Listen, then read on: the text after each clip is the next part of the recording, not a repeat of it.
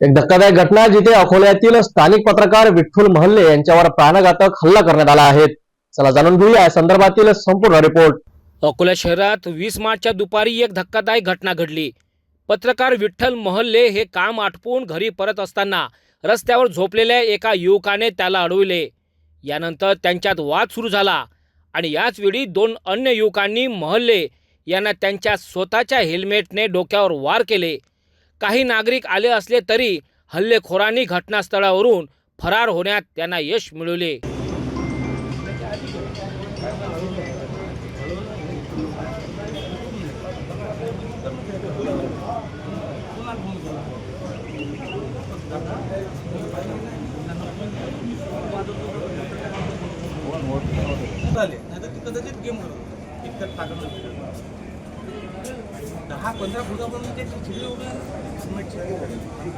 नारळ फोडतो ना आपण, नारळ पैसे टाकायचे हेल्मेट मध्ये असं कुठलेही कामी नाही।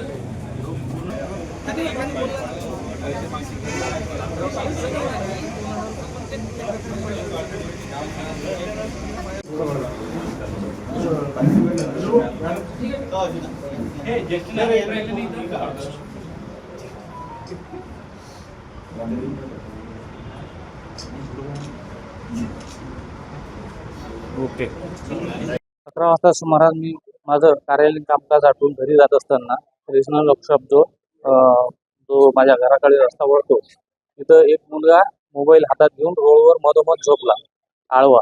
त्याला मी आवाज दिला की तू उठ, मला जाऊ दे। तर त्यांनी कुठलंही कारण नसताना उचत घातली आणि त्याच्या अन्य दोन साथीदारांना जे दबा घालून बसले होते त्यांना बोलावलं आणि माझ्यावर जीवघेणा हल्ला केला। माझंच हेल्मेट घेऊन माझ्या डोक्यावर त्यांनी अनेक वेळा मारलं आणि दोघांनी लाथाबुक्क्यांनी मारहाण करून असं म्हणा की जीव घेण्याचा त्यांनी प्रयत्न केला, परंतु माझ्या सुदैवाने बचावलं आणि काही लोक धावून आले, त्यांना ते पळून गेले। त्यांनी असं वाटतं की सुनियोजित कट कारस्थान रचून हा हल्ला केला आणि कुठेतरी माझ्या ज्यांनी ते दुखावले असतील किंवा काही असेल त्यांच्या मनात यामुळे हल्ला केला असावा। पोलिसांनी तक्रार केलेली आहे। शहरात हे वाढलेली गुंडागर्दी ह्या सगळ्या गोष्टी आम्ही त्याच्यावरच लिखाण करतो, कदाचित त्याच्यामधून हा हल्ला झाला असा असं म्हणणार। पत्रकारांना न्याय मिळालाच पाहिजे, पत्रकारांना न्याय मिळालाच पाहिजे, पत्रकार एकतेचा या घटनेनंतर अकोला पत्रकार संघाने कडक कारवाईची मागणी केली असून पोलिसांनी तक्रार दाखल केली आहे।